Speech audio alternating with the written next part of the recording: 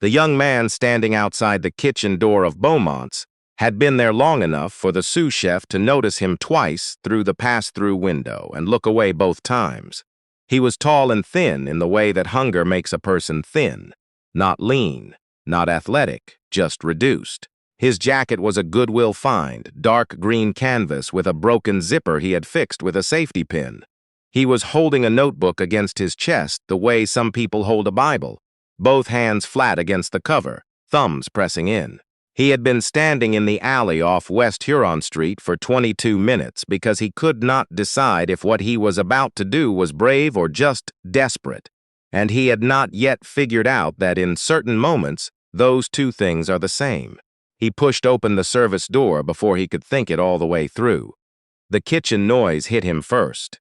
The clatter and hiss, the shout of an order called across the line, the industrial fans pulling heat upward. The smell underneath all of it was something roasted and deep and involuntary, the kind of smell that makes a body respond before a mind can stop it. Tobias Webb had not eaten since the day before yesterday. His stomach made a sound he was grateful nobody could hear over the kitchen noise. A man in a white coat at the pastry station looked up, then the line cook nearest the door, then the expeditor at the pass, a woman with close-cropped hair and a clipboard, who turned around with the expression of someone who had been interrupted mid-sentence. "Service entrance is for deliveries," she said. "Not mean, just factual." "Yes, ma'am. I know." Tobias kept his voice steady. He had practiced this. "I'm looking for Chef Holt. I was hoping I could speak with him."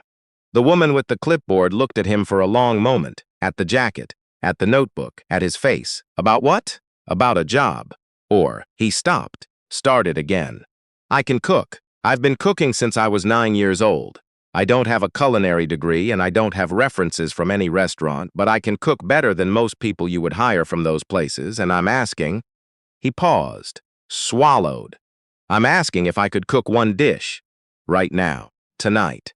And if it's not worth your time, I walk out the same door I came in." The expeditor stared at him. From somewhere behind the line, a voice said, "Who is that?" The expeditor turned. "Some kid who wants an audition, chef." A silence fell over the kitchen that was different from the working silence. It was the silence of 20 people deciding at the same time whether to be amused or annoyed. Then a man came around the corner from the cold station, drying his hands on a side towel tucked into his apron. Dale Coburn was the kind of man who had the build of someone who had worked in kitchens since he was 19. Broad through the shoulders, thick through the forearms. He was the executive chef of Beaumont's, which had held 2 Michelin stars for 6 consecutive years, and a reservation list that ran 14 weeks on a slow month. He was 51 years old, and he had heard every version of this story. He looked at Tobias with an expression that was not unkind and was also not particularly warm. "You walked into my kitchen on a Friday service night," Dale said, "to ask me for an audition." "Yes, sir. And you don't have a degree. No, sir, or references. No, sir, or a reservation." He said it with the faint smile of a man who had made this joke before and still found it adequate. 2 of the line cooks laughed. One did not bother to look up from his station. Tobias did not laugh. He stood there with both hands flat on the notebook and let the laughter come and go. "What's in the book?" Dale said. Tobias looked down at it. "Recipes. My grandmother's. Mine. Things I've been working on." He paused. "I've been sleeping at the shelter on North Clark for the past 4 months. Before that, I was couch surfing with my uncle in Garfield Park. I don't have a kitchen of my own. I've been going to the public library on Dearborn to read cookbooks, and I've been cooking at the shelter whenever they'll let me, which is not very often." He said all of this without looking away. "I'm not trying to make you feel sorry for me. I'm telling you because I want you to understand that I'm not asking for charity. I'm asking for 7 minutes at a burner, and I'll show you what I can do." The kitchen was very quiet. Dale looked at him for a long time, not reading him. Something else. Like he was working something out. "You're going to cost me a setup at Station 4, he said finally. "Yes, sir, and if I don't like what you make, you leave clean and you don't come back." "Yes, sir." Dale turned back toward the line. "Giselle," he said to the expeditor, "get him a coat and give him Station 4. Someone show him where the walk-in is." He did not look at Tobias again. "You've got 8 minutes. I gave you the extra one for nerve." What happened in those 8 minutes, Tobias would not be able to reconstruct entirely in the weeks that followed. He remembered the walk-in door and the specific cold of it, the way his hands moved through the shelving by feel and instinct rather than thought, pulling fennel and a small piece of pork belly and a bundle of fresh thyme with the kind of certainty that only lives in the hands of someone who has been cooking since before he understood what cooking was. He was 8 years old the first time his grandmother, Pauline Webb, let him stand on a step stool beside the stove in her kitchen on South Prairie Avenue and do something more than watch. She had given him a wooden spoon and told him to stir and not stop stirring no matter what. The sauce in the pan had been a beurre blanc she had learned from a cookbook she'd checked out from the library and read so many times the spine had given up. She was a woman who had dropped out of high school at 16 and cleaned offices in the Loop for 30 years, and she had taught herself to cook the way she had taught herself everything else, alone, with a book, in whatever time she had left over. "You feel how it's changing?" she had asked him that day. "It's getting thicker. Don't tell me what it's doing. Tell me what it feels like." He had thought about it, like it's starting to trust the spoon. She had looked at him sideways with an expression he would not understand until he was much older, the expression of a person who has just heard something true said by someone too young to know they said it. "That's right," she said. "That's exactly right." She died when Tobias was 14. She left him 2 things: the notebook with her handwriting in the margins of recipes clipped from newspapers going back to 1978, and a clear understanding of what it felt like when food was doing what it was supposed to do. He stood at Station 4 at Beaumont's on a Friday night in November, and he felt it. He did not make anything complicated.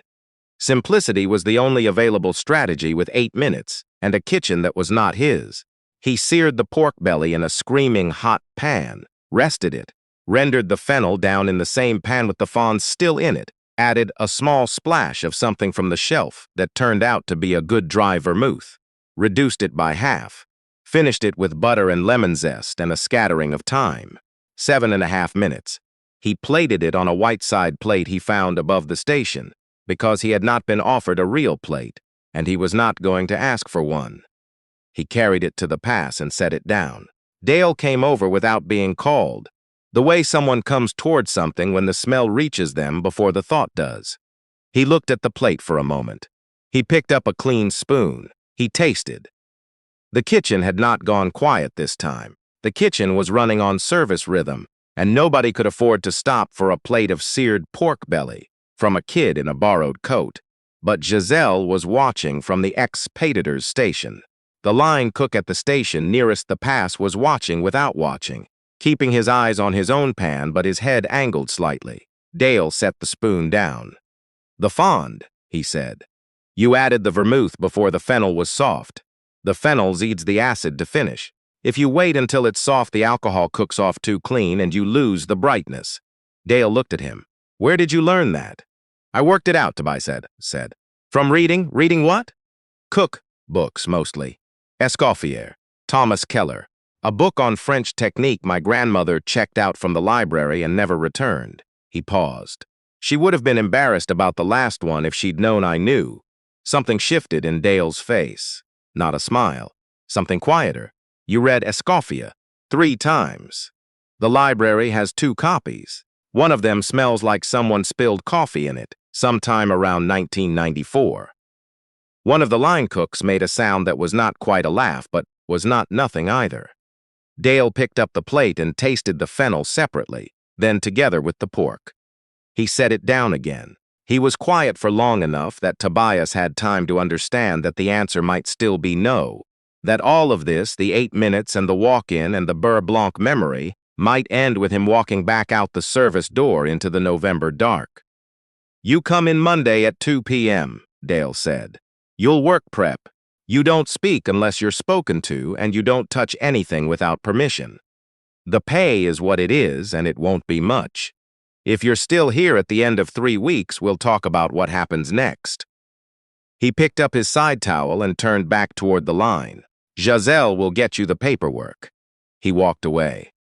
Tobias stood at the pass with both hands flat on the edge of the counter, the same way he had held the notebook, pressing in.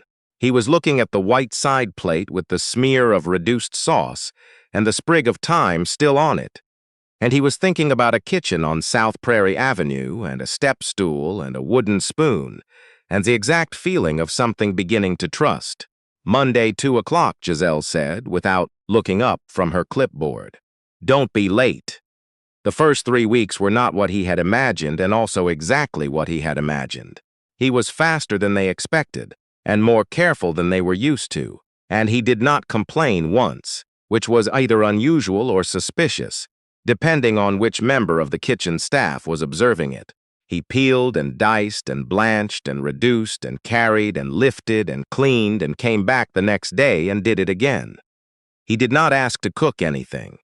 He understood that asking would have been the wrong move, the impatient move, the move that would have told Dale something about him that wasn't quite true. What was true was that every evening after his prep shift he went to the shelter on North Clark, ate whatever was being served, opened his grandmother's notebook at the desk in the common room, and wrote down everything he had seen that day. Not recipes. Observations. The way Dale broke down a whole duck with 4 cuts when the standard was 6. The ratio of acid to fat in the sauce sous chef David Marsh made for the halibut, which was slightly off in a way nobody seemed to notice, but that Tobias had identified within the first week. The particular angle of the knife the fish cook used to slice against grain.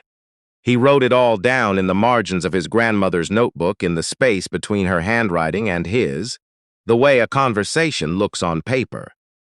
He did not tell anyone at the shelter where he was working. He did not have the language yet for what it would mean to say it out loud and have it not be real. On the 22nd day, he came in to find the kitchen in a quiet, controlled emergency. The saucier had called out. The dinner service was 5 hours away, and the saucier position on a Friday service was not a position that could simply be covered by moving someone from prep. David Marsh was at the pass when Tobias came in on the phone, saying things into it that were clipped and had a controlled edge. Dale was in the walk-in. Giselle was on her clipboard with the expression of someone doing math that does not add up. Tobias put on his coat. He went to his station. He began his prep. 40 minutes in, Giselle came to his station. "You know what a saucier does." It was not a question. "Yes," Tobias said. "You've been watching the station for 3 weeks. "Yes." "You've never worked the station." "No." Giselle looked at him. Her expression was not the look of someone giving an opportunity. It was the look of someone assessing a structural risk. "If you can't hold the station during service, it's on you, and I'll tell Chef that. I know. And if you blow it, we're all in it with you. I know that, too." She looked at him for another moment. Then she went back to her clipboard. "Get your mise en place set by 3. Chef will test you at 3:30. He passed the test. The service that night was not perfect. He was slow on the 4th ticket, and he over-reduced a stock on the 6th course, and David Marsh had to correct it without saying anything, which was a more efficient form of correction than anything that involved words. But he did not break down, and he did not call for help, and by the 9th table he had found his rhythm, and the rest of it ran clean. Dale came to the station at the end of service, after the last ticket was closed. He stood beside Tobias and looked at the station without saying anything for long enough that Tobias had stopped being able to read it. "The stock's on the 6th course," Dale said. "I know. I pushed it too far trying to recover time on the 4th ticket. The 4th ticket was slow because you were rebuilding your mise en place instead of reading ahead." "Yes, sir, you can't do both at the same time. I know. I won't do it again." Dale nodded, very slightly. He was quiet for another moment. "My father was a cook," he said. It did not seem connected to anything, and Tobias was experienced enough by now to let it sit. Not a chef. He never wanted to be called a chef. He was a cook at a diner in Evanston for 31 years. He made the same 14 things every day, and he made them better than anyone else made them anywhere in the city. He used to say that the only way you knew you were really cooking was when you stopped thinking about what you were doing. He picked up the side towel from the edge of Tobias's station and set it down folded. You stopped thinking on the ninth table, Dale said. That's when the rest of it ran. He walked away toward his office. Saucier position is yours starting next Friday. Figure out your schedule with Giselle. There are moments that should feel large when they are happening and do not, because the person inside them is too tired or too careful or too practiced at not expecting things. Tobias Webb sat in the changing room at the end of service that night for a long time before he stood up and put on his green canvas jacket and went out into the November dark. And he did not feel what the moment deserved. He only felt the specific exhaustion of having given everything he had to a 10-hour shift, and the low particular ache in the left wrist, where he had caught the edge of a hotel pan wrong on the 7th course. He walked back to the shelter with his hands in his pockets and the cold off the lake, finding every gap in the jacket. And he thought about his grandmother's recipe for a Creole spiced duck that he had been working out in the margins of the notebook for the past 6 months, and that he had never been able to test in an actual kitchen.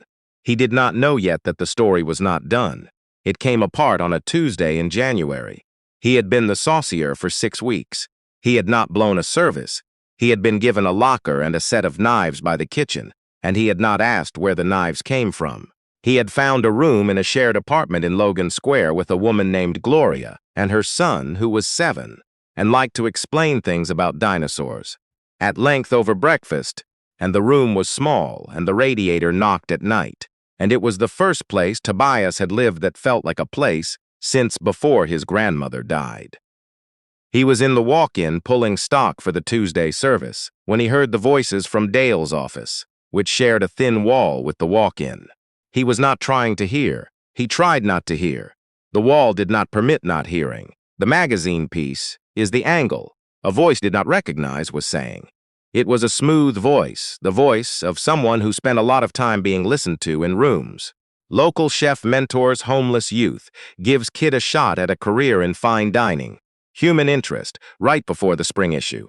We've been in talks with a photographer who does food editorial, and he thinks the kitchen shots alone will anchor the layout. Dale's voice. I didn't go to you about a magazine piece. You didn't have to. The story is there. The PR move here is obvious, and I'd be doing you a disservice if I didn't lay it out.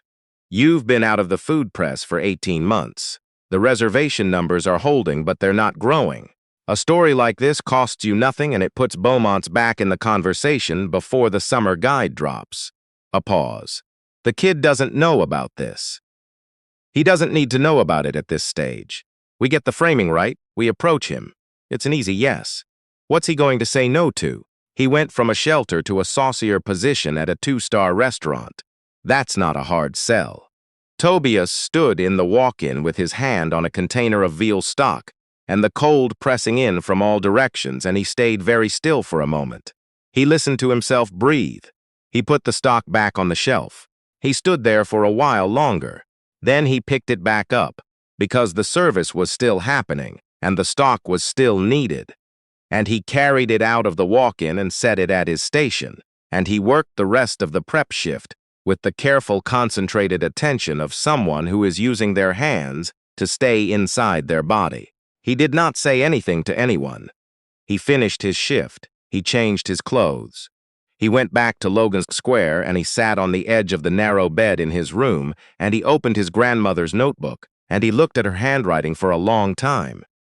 He had a right to be there. She had said that, in a version she would not have used those words for, but that was what she had meant. The story she'd told him the most, not in sitting down and telling a story ways, but in the small matter-of-fact way she'd mentioned it over things, was about a chef she had seen once, a black woman, at a dinner she had catered on the North Shore when Tobias was too young to remember. Not a guest, a chef, cooking her own food in her own kitchen for other people's guests. She wasn't doing it for them, his grandmother had said, not explaining why she was saying it, the way she didn't always explain. She was doing it because it was hers. It's yours when you know it's yours. That's the whole thing. That's all there is to it. He closed the notebook. He thought for a long time.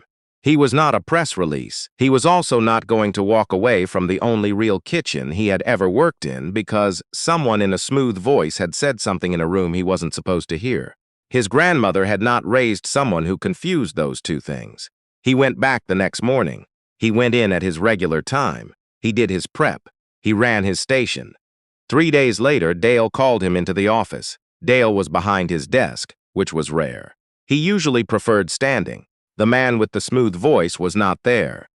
Whatever that meeting had been, it appeared to have ended. "Sit down," Dale said. Tobias sat. Dale looked at him with the same expression he had used in the walk-in on the first night, that working something out look. "Someone from a media group came to me in January," Dale said. "He had a pitch about a feature piece.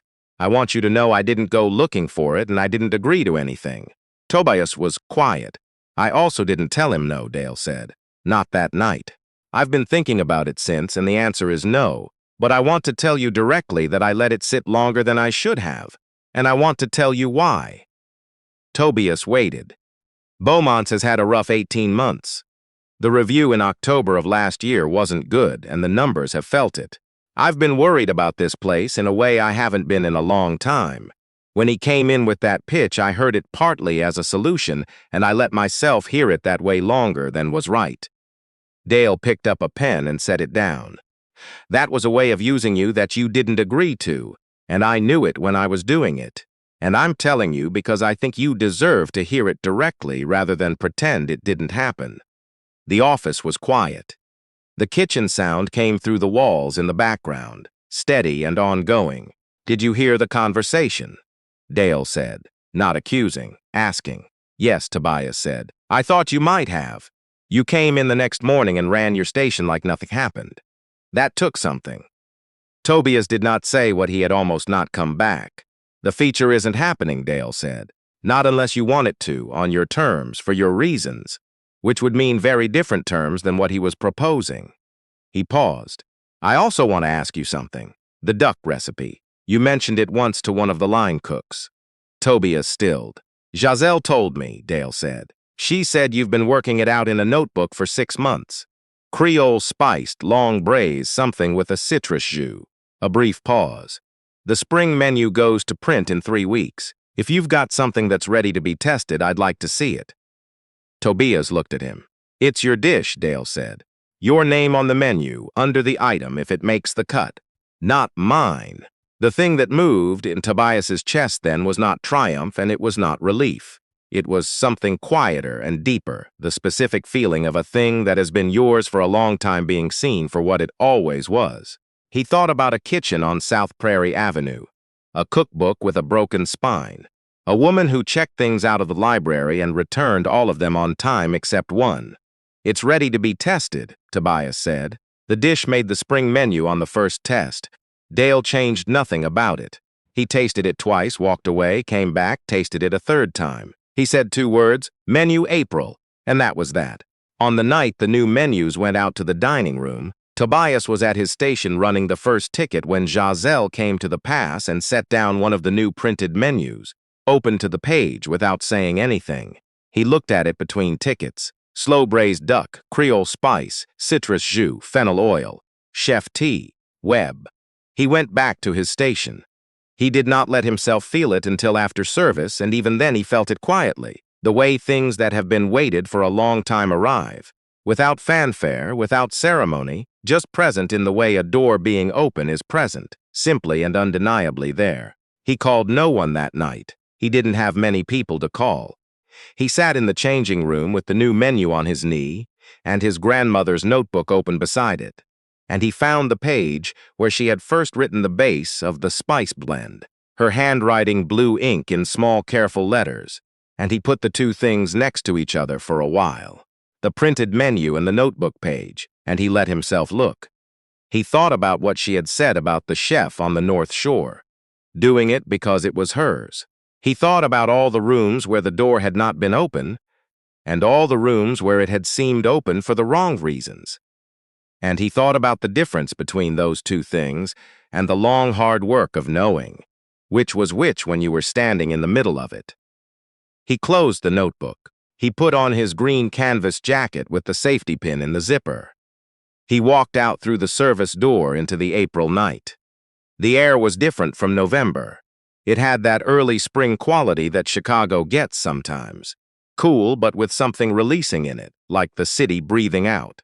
He stood in the alley off West Huron for a minute. The notebook was in his hands.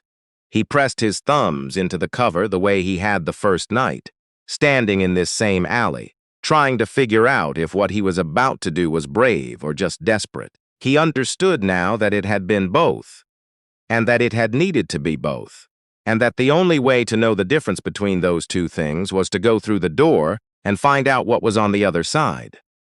He started walking. His grandmother had taught him to cook in a kitchen on South Prairie Avenue with a step stool and a wooden spoon, and a library book she never returned. She had taught him something else, too, in the way she lived and the way she died, and the way her handwriting looked in the margins of recipes clipped from newspapers going back to 1978. She had taught him that the things that belong to you do not require anyone's permission to be yours. They require only that you are willing to walk far enough to reach them. Some kitchens will laugh when you walk in. Walk in anyway.